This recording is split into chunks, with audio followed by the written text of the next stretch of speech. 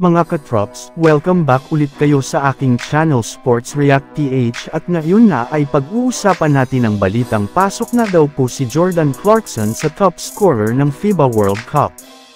Pag-uusapan na rin nga natin ngayon dito sa ating panibagong video ang kalalabas na bagong trade na posibleng gawin ng Los Angeles Lakers.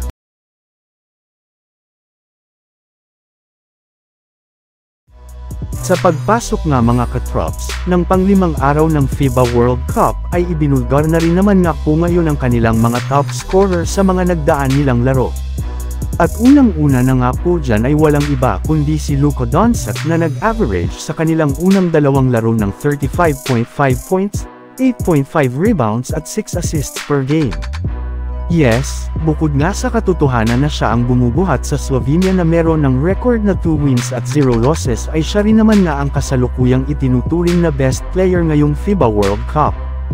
Bukod rin nga kay Doncic ay may ilan rin naman ng mga players na nagpapakitang gilas dito katulad na lamang ni Rondae Hollis-Jefferson na nag-a-average ngayon ng 31.5 points per game para sa Jordan.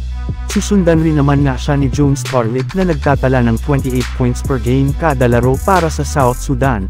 Karl Anthony Towns ng Dominican Republic na nag-a-average na yun ng 25 points per game habang ang panglima rin naman nga sa top scorer ngayong FIBA World Cup ay ating naturalized player na si Jordan Clarkson na nagtala ng average na 24.5 points para ating national team na Gilas Pilipinas na kasalukuyang lalaban sa kanilang huling game sa group stage kontra sa Italy.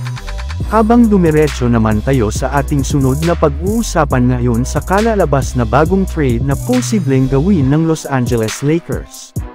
Katulad nga mga katrops, nang naibalita ko sa inyo, sunod-sunod pa rin nga ang nagsilabasang trade rumors ngayon sa Los Angeles Lakers ngayong off-season. At base nga sa pinakahuling inilabas na balita ngayong araw, ang pinakabagong player ba pwedeng kunin ngayon ng Lakers ay walang iba kundi si Collin Sexton ng Utah Jazz na nag-average last season ng 14.3 points, 2.9 assists, and 2.2 rebounds while shooting 39.3% from deep.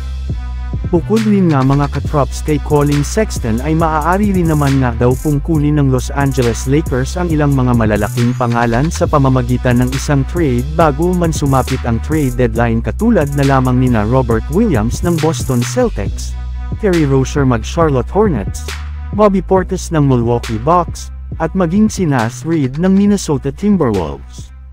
Pero syempre magagawa rin naman nga po ang isa sa mga ito kung sakasakali mang pumayag ang kanilang kupunan na i-trade ang ilan sa kanilang mga players na inaasahang magkakaroon ng mahinang performance katulad ni D'Angelo Russell na siyang pinakamalaking trade asset ngayon ng Los Angeles Lakers.